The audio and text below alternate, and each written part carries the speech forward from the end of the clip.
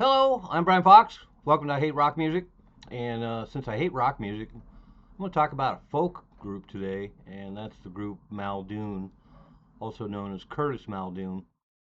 Interesting duet. I ended up buying the MALDOON record, which came out in 1973. I think I got it in cutouts, probably about 75 or so, so it was already in cutout bins on Warner Brothers in the United States. Really interesting cover, a little plane winding around. You see it in the thumbnail. So I wasn't really sure what to expect.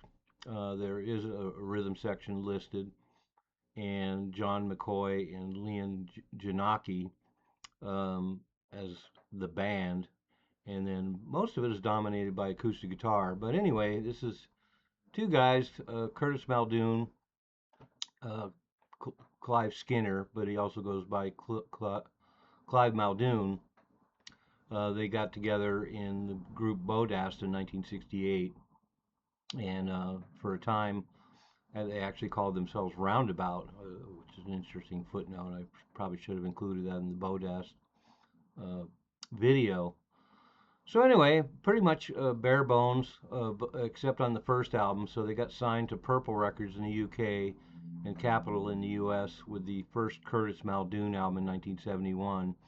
And that one's pretty busy. There's a lot of really great folk numbers on there with some just beautiful harmonies, some great songs. There's actually a couple songs on there that would qualify as hard rockers, and an interesting mix, but generally kind of on folk lines, and a lot of really great luminaries played on that first record in '71. Steve Howe, Tony Ashton, members of the group Mighty Baby, and then including Roger Powell. So there's quite a few musicians, and it really shows. Like I mentioned, the first album, 1971, is um, pretty close to being a rock album with a lot of great folk moments.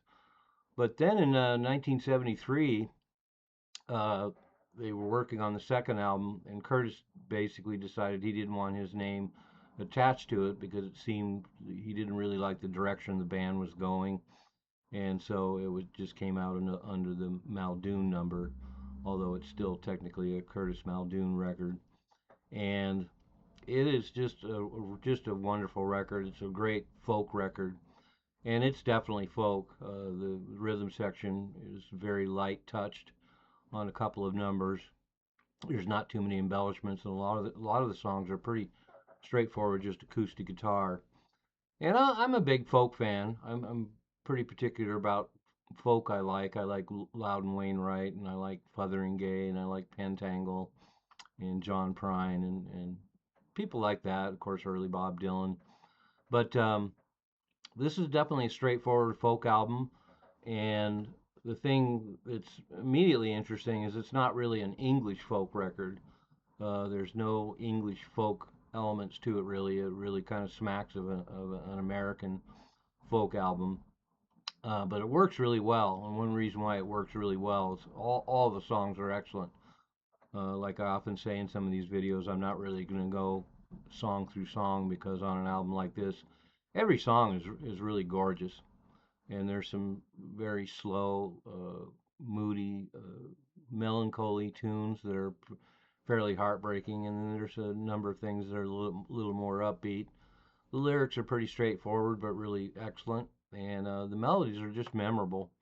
I remember listening to the album the first time back in '75, and I was really struck that every song just sounded very memorable, like something I'd heard before, because the melodies are just so strong. So just to get a full album of every song being really strong is a big deal to me. And so when there's a record like this, where every song really hits home, I'm pretty happy about it.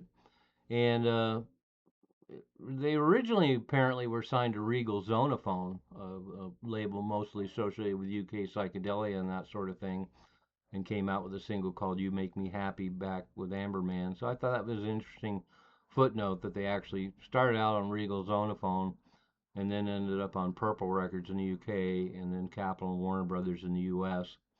And the albums pretty much got lost in the shuffle. I don't even really know of any other collectors that are really into these records. So they definitely got passed over. I'm sure you can get the records pretty cheap, but it is kind of interesting that uh, these two Curtis Muldoon records came out on Purple Records because they're mostly associated with heavier bands like Silverhead and of course Deep Purple and Hard Stuff and that sort of thing. So to have this folk band on the label is really kind of an anomaly. But I highly recommend the Muldoon record if you're a folk fan.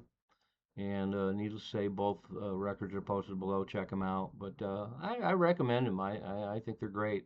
Songs are great. Singer's really great. Muldoon really has a cool thing, and there's a lot of variety within the folk format that he's using here.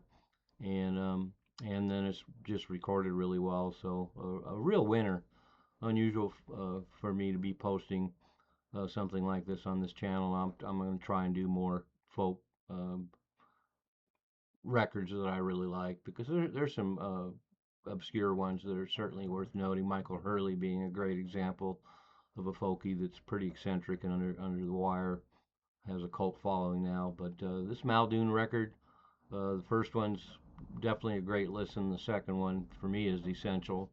So check them out, Muldoon, killer folk rock. I'm Brian Fox. Thanks for watching.